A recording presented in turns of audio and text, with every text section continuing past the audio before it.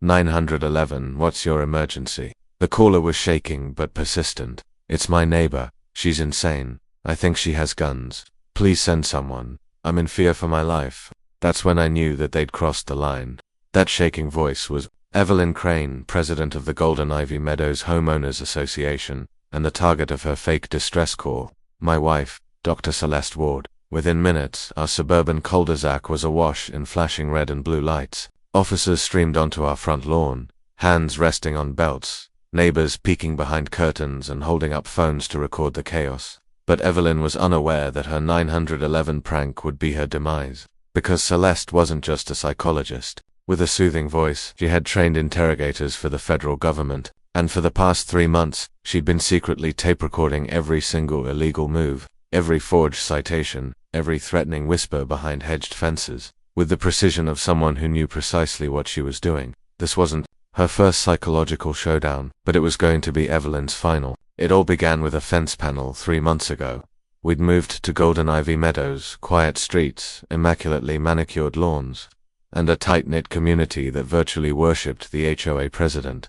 Evelyn Crane lorded over the neighborhood, like her own personal kingdom. It took 4 days for her to come knocking on our door. You'll need to repaint your mailbox. And this fence, she said, gesturing. It doesn't meet HOA standards. Celeste blinked at her. We've just moved in. That panel was approved by the city. Evelyn's voice went cold. You may have city approval, but you do not have ours.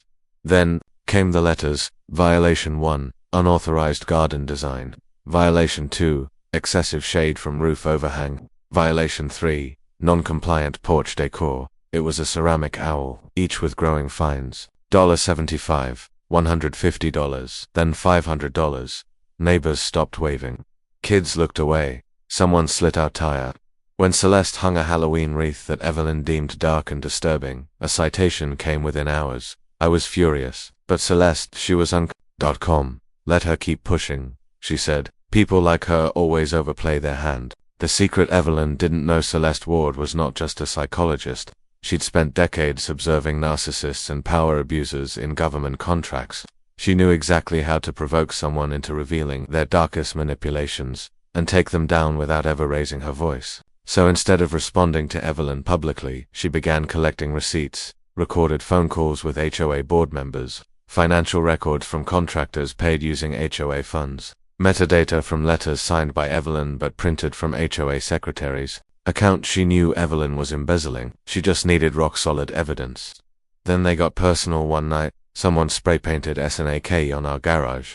Another night, a baseless complaint accused Celeste of running therapy cult sessions at home. But the tipping point, an official notice from the HOA demanding $12,000 in accrued penalties, threatening lawsuits and seizure of our property. I'm done, I cried, slamming the letter on the counter. They're killing us. Celeste looked at me with eyes that no longer flinched. We're close. Friday morning, 9 a.m., everything changes. The final place Celeste had called a federal oversight team in secret. They were already on the job. That Friday morning, Evelyn called 911 in a last-ditch attempt to take out the one person she couldn't control. She hoped the police would arrest Celeste, silence her, stop the threat. Instead, they knocked on Evelyn's door. Evelyn Crane, one officer said, "You're under investigation for HOA fund embezzlement, mail fraud, conspiracy, and obstruction of justice." Her knees buckled. What? This is a setup. She's playing all of you. But Celeste was already submitting 87 pages of evidence. Audio recordings of Evelyn bullying board members, payment trails linking HOA funds to Evelyn's own high-end renovation company, and the icing on the cake, a signed affidavit from the HOA treasurer, who'd finally had enough. The neighborhood watched it all. Phones recorded Evelyn being taken away in a squad car, raving about conspiracies and lies. People stared at Celeste like they were seeing her for the first time. Frank from 2 doors down whispered, "You just took down the queen of this place." Celeste smiled gently. No, I just reminded her that even queens report to someone. The aftermath: Evelyn was indicted on 5 felony charges. The HOA board was dissolved, a temporary oversight committee was put in place, and Celeste was offered the chair. She declined. Neighbors apologized. We got handwritten notes from families, too afraid to speak up before. But Celeste wasn't looking for revenge. She was looking for restoration. The quiet retaliation. The days after Evelyn's arrest were meant to be quiet. but Golden Ivy Meadows was a garden with rotten, deep roots. And even without their queen, the snakes did not slither away quietly. Whispers behind blinds, rumors flew. Around she framed Evelyn. She's military intelligence. She planted evidence. She'll planted evidence. She'll come after you next. At the mailbox, people crossed the street. Children who used to ride their bikes past our driveway now biked around the block. But Celeste did not blink. She put up a second camera on the porch. She updated her private ledger. And she waited not for Evelyn, but for the system that had let her flourish. The new president, the HOA board, was temporarily suspended, and came a state-appointed interim president, Martin Brigg, officially neutral. But in his first email to the neighborhood, he made himself clear. We will return to order. We do not tolerate threats to our community's legacy. Celeste raised an eyebrow. Translation, they're regrouping.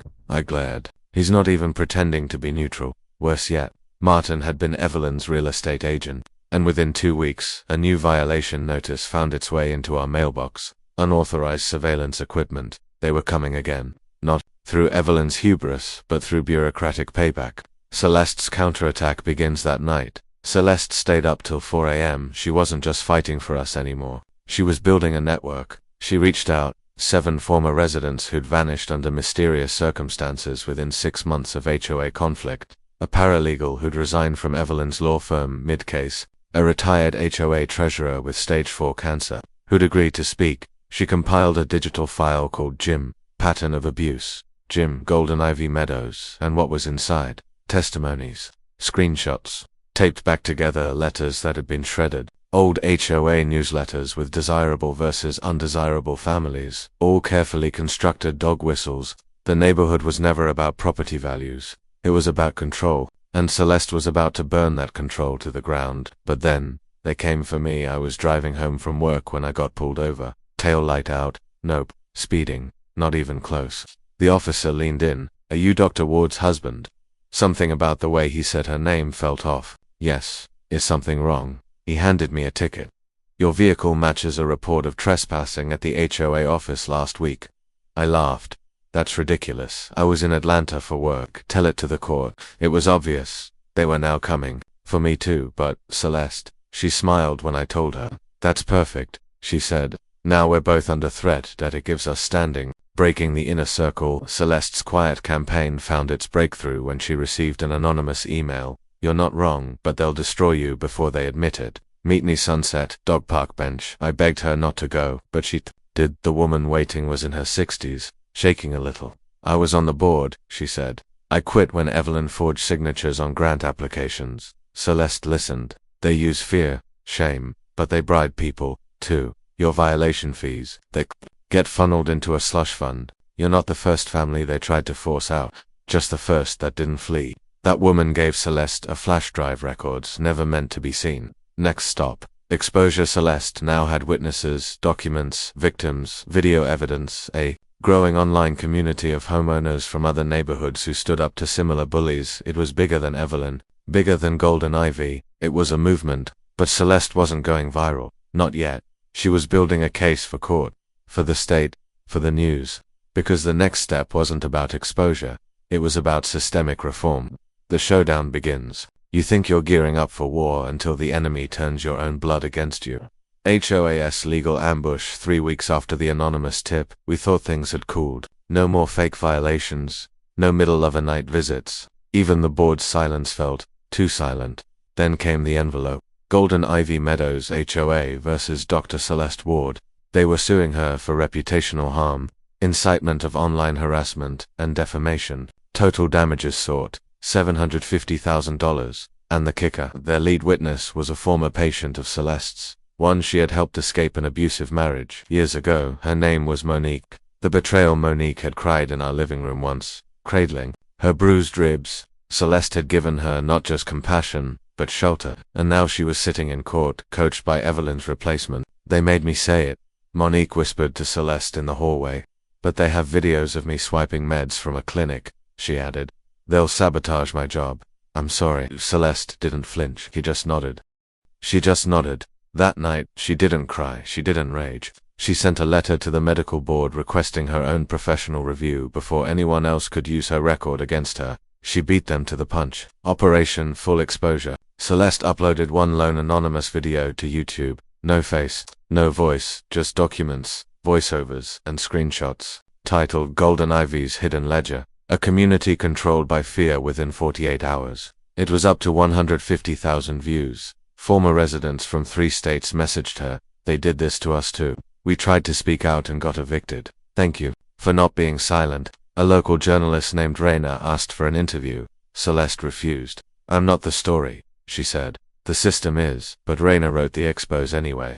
Front page: how HOA tyranny nearly destroyed a black family, until she fought back. The comments were vicious for the HOA Celeste's name, sealed like a badge of war. Retaliation. In the moment of collapse, the HOA's new president, Martin Brigg, scheduled an emergency meeting. Attendance was mandatory, but this time, Celeste was ready. She wore a plain gray dress, no makeup, no lawyer, just her flash drive. "I have 31 community violations that never existed, for forged fee increases, and records of who approved each." "You're bluffing," Martin spat. Celeste plugged her laptop into the community projector. Slide 1, an internal memo signed in his own handwriting, approving off-books payments to a property management firm owned by his cousin. Slide 2, a WhatsApp group chat of board members making jokes about scaring out the riffraff. Slide 3, a treasurer's letter of resignation, dated a week prior to an auspicious blaze destroyed the HOA's back records room. By slide 5, the room was silent.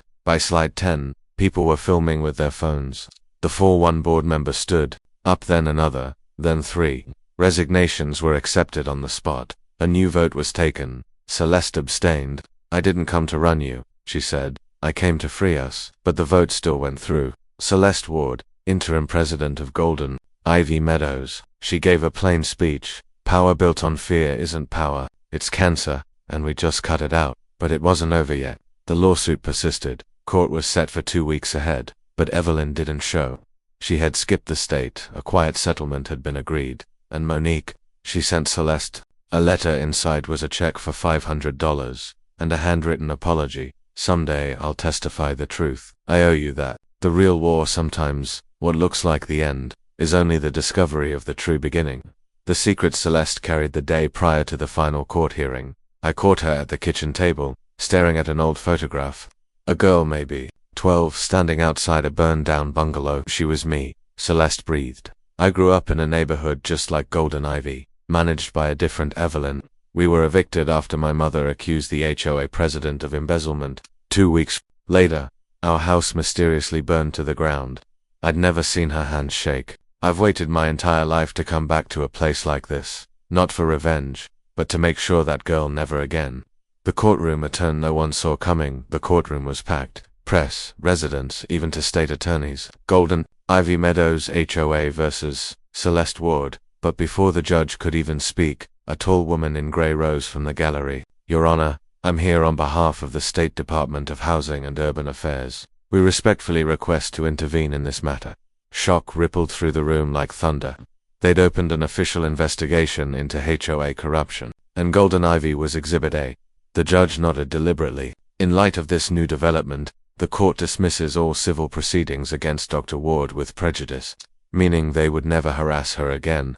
Fallout quiet but absolute. The other board members lawyered up. Martin Brigg was indicted for tax fraud of community development funds for HOAs in adjacent counties. Initiated audits. Whistleblowers started coming out of the woodwork. Gardeners, clerks, even a teenager who'd been hired to spray paint obscenities on a black family's fence to chase them away. And Evelyn, she was subpoenaed. She appeared in front of a federal judge. Her silence at long last won't protect her. A new beginning Celeste never celebrated, not really. But she walked through the neighborhood without cameras now. Children waved. The same children who once rode away from our driveway. The neighborhood Facebook group reopened. The first post. "I was once afraid to speak. Now I know who my neighbor actually is, a warrior." Then came the letter. 2 months went by, and Celeste got a letter from a DC-based non-profit organization. "We think HOA abuse is a national emergency. We've seen your work. Would you like to be a part of our national task force on residential justice?" She said, yes. One last visit before leaving for DC. She visited a house 2 blocks away, old, run down, for sale. Once the residence of an elderly woman named Miss Agnes, who was evicted after falling behind on curb appeal fines. Celeste went through the empty rooms, left a single envelope on the floor. Inside was a deed, returned to the woman's name. Celeste had bought it in cash, quietly, legally, with all documents clean. Agnes never returned. She passed away in a retirement center, but Celeste had become used to a ghost. Sirens wailed. Red and blue lights drenched our cul-de-sac like a crime scene because that's what it had become. "Get your wife out here now," shrieked the HOA president as cops showed up through our front yard. I was frozen, grasping the doorframe, heart pounding. Inside, my wife Diana calmly buttoned her coat and advanced eyes unblinking, chin high. And in an instant everything changed. Because the woman the HOA was harassing was no doormat. She wasn't helpless, she was federal. And the war they waged, she came to end. Let me take you back to the beginning. Veronica Langford, HOA president, 50-something, Botoxed within an inch of her life and power-drunk beyond comprehension. She ruled Oak Ridge Valley like a petty monarch.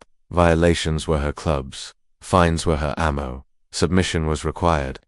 When Diana and I moved into our house quaint fixer-upper corner lot, Veronica was on our porch before the paint dried. "We expect full HOA membership, dear," she said. "All sugar and venom. No exceptions." Diana smiled politely. "We'll review the documents." That was it. No promise, no refusal. Just neutrality. And to Veronica, that was enough to mark us. The first violation arrived 3 days later.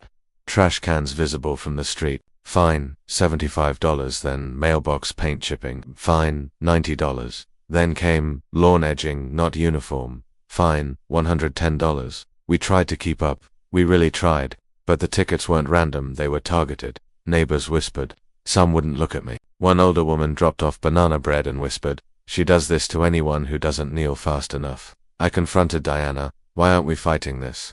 She gazed at the wall, mum, contemplative. Then she pulled out a leather-bound notebook, opened it, and I saw pictures, dates, notes, documented HOA fraud months in the making. She wasn't turning a blind eye. She was constructing cases. "Veronica has 12 civil complaints pending in other counties," Diana told me. "But no one's had enough evidence to make it stick." I blinked. "And you're going to?"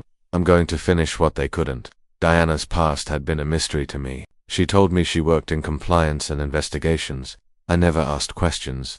But now I saw her work like a woman trained for war. She installed hidden cameras, logged timestamps, traced HOA financial trails, even asked for publicly available board documents Veronica thought no one ever read. And slowly, the picture became clearer. Veronica's son owned the approved painting company. Her cousin was listed under the landscaping vendor, tripling rates. And worst, she had rigged community votes by forging proxies from elderly residents. Diana had receipts, all of them, but Veronica didn't flinch. She doubled fines, sent late-night security patrols to harass us, posted anonymous rumors on the neighborhood app. "They're squatters. She's mentally unstable. They're drug dealers." Then she raised the stakes. We found a dead squirrel in our mailbox. The word "leave" was scratched into our driveway with a sharp object. Our dog disappeared for 12 hours. That night, Diana sat quietly in the window, her right hand on her laptop, her left on something I'd never seen before, a badge. That's when I realized my wife wasn't writing up a case. She was the case.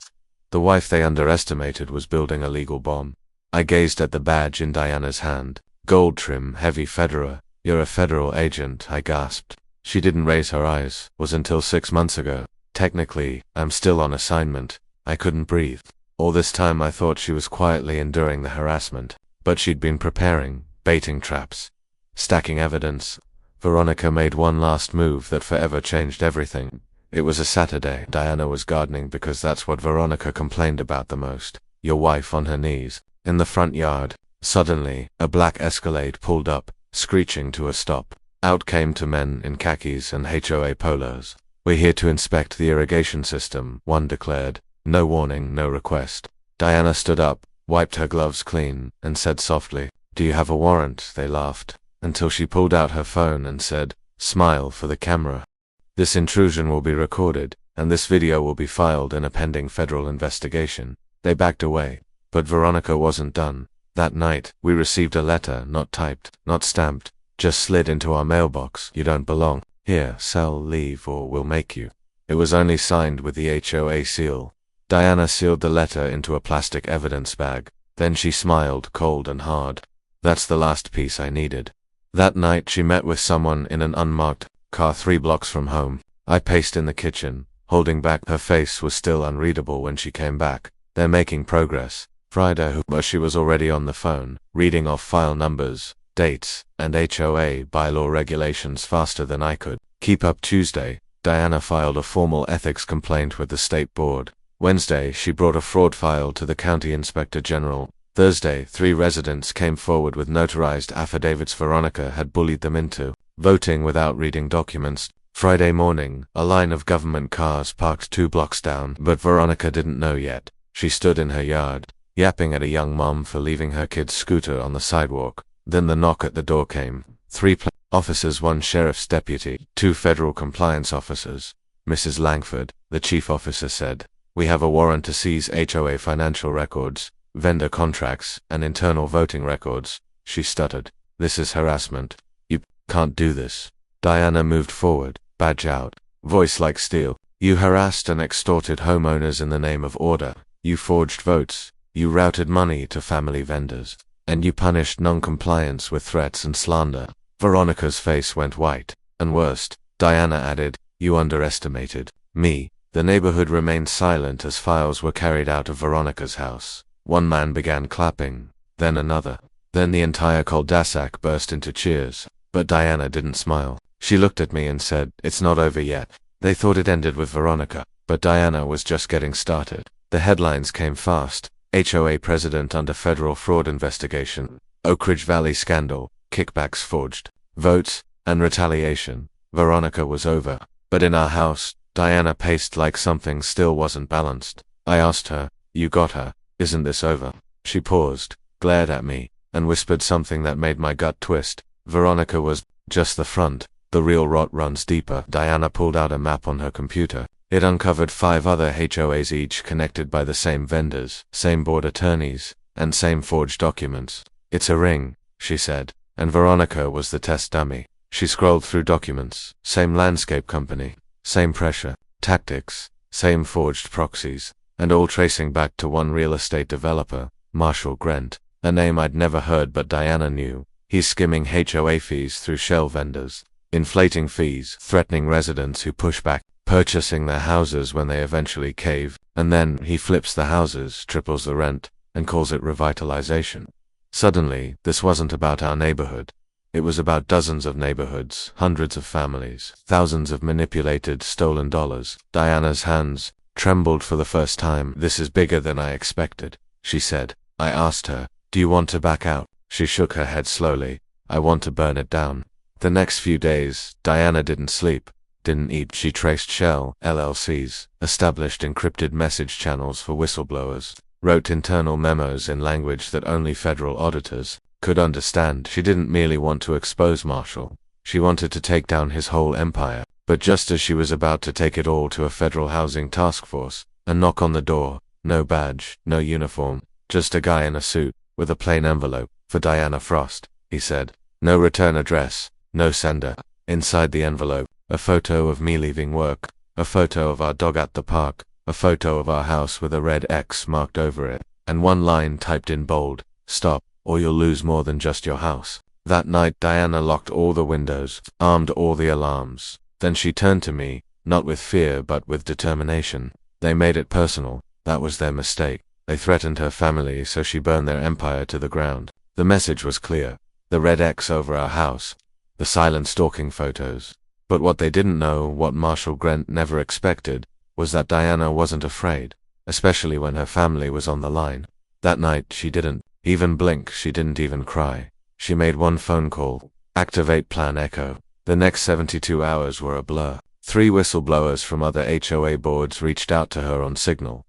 One dropped bank statements. Another sent emails with fixed proxy votes. The third was a bombshell, a leaked voice memo. "Buy out the homes with the highest complaints. Smear them if you need to.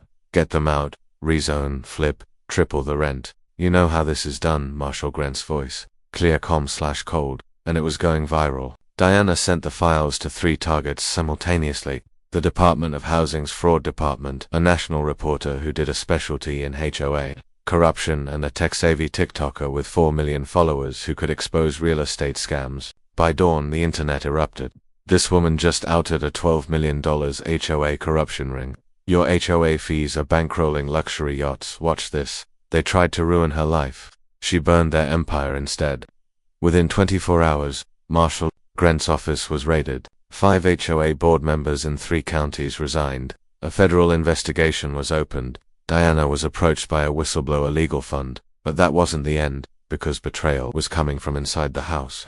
It started when Diana tried to log into her encrypted drive. Access denied. Then our home Wi-Fi went down. Security cameras offline. Backup drives wiped. She sprinted upstairs to her backup system, only to find it gone, not missing, stolen. That's when she saw it. Her second laptop, the one she never used near me, was missing. And next to where it had sat, a bracelet, my sister Rachel's, the one she left every time she came by. Diana's hands were shaking. She said she was coming to drop off cookies, she muttered, and in that moment, the truth unraveled. Rachel, my sister, Marshall's assistant, the same Rachel who used to laugh off Diana's suspicions about HOAs, the same one who accidentally forwarded meeting notes from last fall's meeting to the wrong inbox. She hadn't just betrayed Diana, she'd infiltrated her. Diana didn't cry. She hunted. Within 2 hours. She reverse-engineered Rachel's login, attempts on a burner laptop, followed her IP, and sent a silent tip to the FBI case officer now handling the Grant case. At 4:17 p.m., Rachel Frost, my sister, was arrested outside Marshall Grant's lake house, laptop in hand. 2 days later, Diana testified before a grand jury. She spelled it out: the HOA scam, the money laundering, the threats, the familial betrayal. Marshall Grant was charged with racketeering, wire fraud, witness intimidation, obstruction of justice, and conspiracy to defraud federal housing agencies. Rachel cut a deal in exchange for testifying. She would serve time, but her cooperation would ensure Marshall's maximum sentence. The story made national headline. The woman who took down 5 HOAs and a millionaire, Diana Frost, the calm storm that changed everything. And as for Silver Pine Estates, new management, new transparency legislation, and a new amendment barring any outside vendors affiliated with board members. One night, as we sat on the porch sipping tea, I asked her, "Do you think it's over?" She looked out into the sunset. "Corruption doesn't end, but it does learn fear." I smiled. "Because of you." She turned to me with a calm fire in her eyes. "No, because of us. They underestimated the wrong family." Moral of the story: never mistake silence for weakness. The woman you attempt to push under you today will be collecting evidence to bury you tomorrow. And when she's done, your lawyers won't even know what hit them.